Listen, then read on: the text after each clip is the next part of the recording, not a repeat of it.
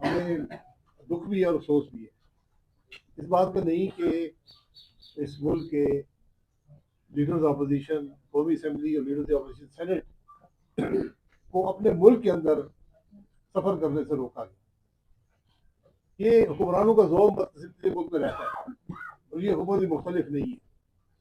تو اپنے آپ کو طاقت کل اور حاکم ہمیشہ کے لیے سمجھتے ہیں، لیکن یہ بھول جاتے ہیں کہ یہ سب باتیں عارضی ہوتی ہیں.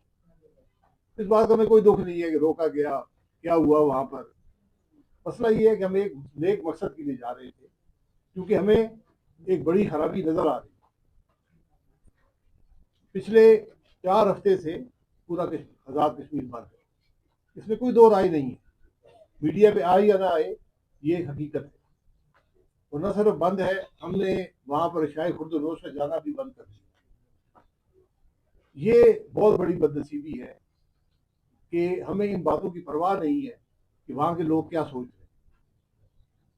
یہ ہم سب سیاسی لوگ ہیں، ہم یہ شٹر ڈاؤن اور ہڑتالیں کراتے رہے ہیں، لیکن آپ یقین کریں کہ 4-6 گھنٹے سے اوپر کی ہڑتال کبھی نہیں ہوتی تھی، کسی جماعت سے نہیں ہوتی. آج کشمیر میں چوتھا ہفتہ ہے کہ ہر دکان بند ہے، کاروبار بند ہے، اور لوگوں نے خود کیا ہے، کسی کے خوف سے نہیں، کسی جماعت سے تعلق سے نہیں، خود ایک احتجاج کے طور پر، کیونکہ وہ کہتے ہیں ہماری بات سنی جائے. لیکن بدنصیبی سے اگر ہم حل کا جو ابتدا ہے وہ گولی سے کریں گے تو انتہا کہاں پر ہوگی آپ خود سوچیں. کشمیر میں اگر گولی چلتی ہے، کوئی لاش گرتی ہے، اس کا فائدہ صرف اور صرف ہندوستان کا ہوگا اور کسی کا نہیں ہوگا. یہ حل نہیں ہے معاملات کا. ہم صرف جو وہاں پر لوگوں کی بات سننے جانا چاہتے تھے، ان کی بات سنتے، اپنے خیالات ان تک پہنچاتے، کم از کم کو یہ احساس دلاتے کہ آپ کی بات کچھ سننے والا ہے. کیونکہ اگر حکومت میں کوئی فکر ہوتی، کوئی ان کو درد ہوتا کشمیر کا، تو وہاں پر لوگ جاتے، ان سے بات کرتے، جن کے پاس اختیارات بھی ہوتے. یہ معاملہ بات چیت سے حل ہوگا، گولی سے حل نہیں ہوگا. اس بات کا احساس ہم سب کو ہونا چاہیے. آج بھول جاتے ہیں، تاریخ کو بھول جاتے ہیں. یہ پونچھ کا علاقہ ہے، ذرا پونچھ کی تاریخ دیکھ لیں. ہم بالکل وہاں ساتھ رہتے، دریا کی طرف ہم رہتے ہیں، دوسری طرف وہ رہتے ہیں. ہمارے صدیوں سے تعلقات بھی ہیں، رشتے بھی ہیں. اور وہاں سے درجنوں ڈیلیگیشن آئے، وفد آئے کہ جی آپ لوگ کچھ کریں. ہم نے پھر بھی انتظار کیا، موقع دیا کہ حکومت کچھ کرے. ہمیں امید ہوئی جب مولانا فضل الرحمان صاحب نے بات کی، اور ہمیں آج بھی ہمیں خوشی ہوگی اگر حکومت ان کو ثالثی کے طور پر وہاں پر بھیجے. ہم تو اپنے طور پر گئے تھے، لیکن ثالث کے پاس دونوں کا مینڈیٹ ہونا چاہیے. تو اگر جو وہاں پر الیکشن کمیٹی ان کو ثالث مقرر کرتی ہے، حکومت ان پہ اعتماد کرتی ہے، بھیجتی ہے، مسئلہ حل ہو جائے گا. لیکن یہ مت بھولیں کہ وہاں جبر سے آپ معاملہ حل کر لیں گے. شاید آج آواز دب جائے، یہ ممکن ہے، حکومت کا جبر ہوتا ہے، لیکن یہ معاملہ ختم نہیں ہوگا. پونچھ کے وہ لوگ ہیں جنہوں نے ڈوگرا راج کا مقابلہ کیا، انگریز کا مقابلہ کیا، اور اگر ہم اجازت دیتے تو ویلی بھی فتح کر لیتے 1947 میں. یہ سب تاریخ کا حصہ ہے کہ کیا ہوا اور کیا نہیں ہوا. تو آج میری حکومت سے، وزیر اعظم صاحب سے، جن کا خود تعلق کشمیر سے، آدھی کابینہ کا تعلق، آج وفاقی کابینہ کا تعلق کشمیر سے، یہ ان کی ذمہ داری ہے کہ وہاں پر جائیں، ان کی بات سنیں اور مسئلے کو حل کریں. ایک ایگریمنٹ ہے جس پر 5 وفاقی وزراء کے سائن ہیں، موجودہ جو پرائم منسٹر ہے آزاد کشمیر کے، ان کے سائن ہیں. اس کو امپلیمنٹ آپ نے کرنا تھا، آپ نے پورا نہیں کیا. بات صرف سننے والی ہے، اگلے کی بات سنیں تو صحیح.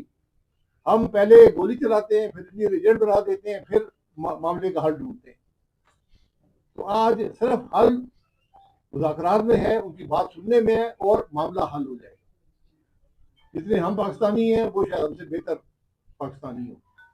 جتنے ہم کشمیر کا حل چاہتے ہیں، شاید ہم سے زیادہ چاہتے ہیں.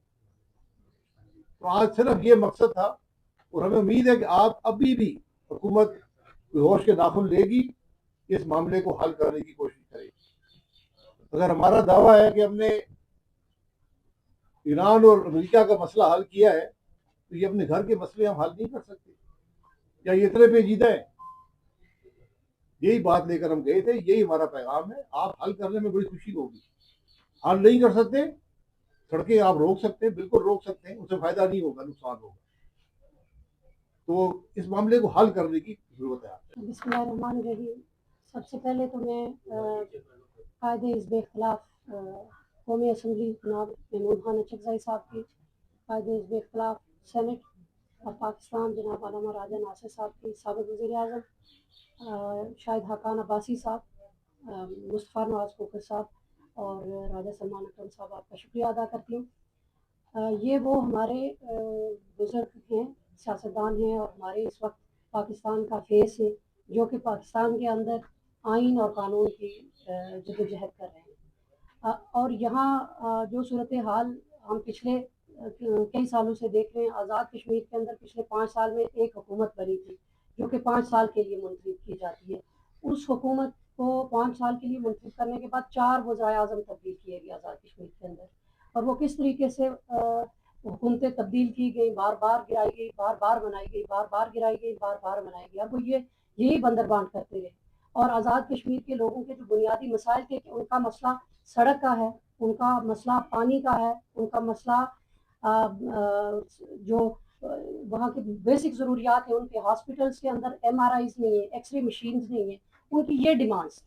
اور یہ ڈیمانڈس جو ہے حکومتوں کا کام، آزاد کشمیر کی حکومت کا کام تھا کہ وہ ان کو دے، وہ نہیں دے سکی. اور اس کے بعد جوائنٹ عوامی ایکشن کمیٹی 3 سال پہلے جو ہے وہ بنی، اور لوگوں نے اس کمیٹی کو اپنا ایک مسیحا سمجھنا شروع کر دیا. ہم تمام سیاسی لوگ ہیں، میں ایک سیاسی جماعت کے ساتھ ہوں، جموں کشمیر ڈیموکریٹک پارٹی ہماری جماعت ہے. یہاں مختلف جماعتوں کے ذمہ داران بیٹھے ہوئے ہیں، لیکن آزاد کشمیر کے اندر جو سیاسی جماعت ہے انہوں نے یہ گیپ دیا، جس کو کہ وہ ایک غیر سیاسی ایک جو پریشر گروپ تھا، اس کو لوگوں نے اپنا مسیحا سمجھا.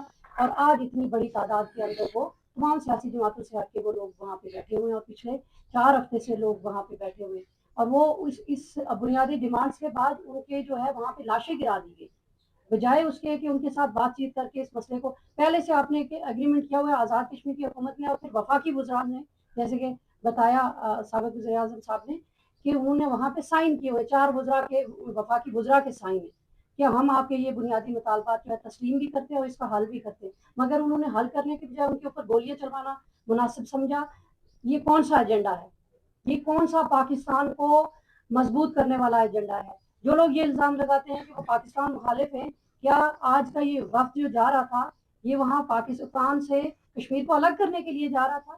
ان کا جانا تو پاکستان کی مضبوطی تھا، پاکستان کی جو نظریہ ہے اس کی مضبوطی تھا. مگر یہ راستہ روک کے یہ پیغام دیا گیا ہے کہ آپ کا جو ہے وہ یہ ڈویژن کا پروگرام ہے.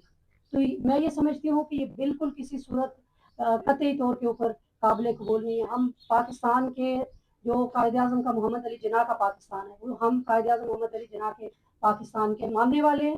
اور کشمیریوں نے 19 جولائی 1947 کو قرارداد الحاق پاکستان بننے سے 22-25 دن پہلے اپنی جو وابستگی کی اظہار کیا تھا پاکستان کے لیے، اور بائی کنوکشن کیا تھا. یہ نہیں تھا کہ ہمیں کسی گن کے پوائنٹ کے اوپر کسی نے زبردستی ہم سے کروایا گیا تھا. یہ ہمارے بڑوں کی، ہماری قیادت کی، یہ ان کا اصولی فیصلہ تھا کہ ہم جو سب کانٹیننٹ کا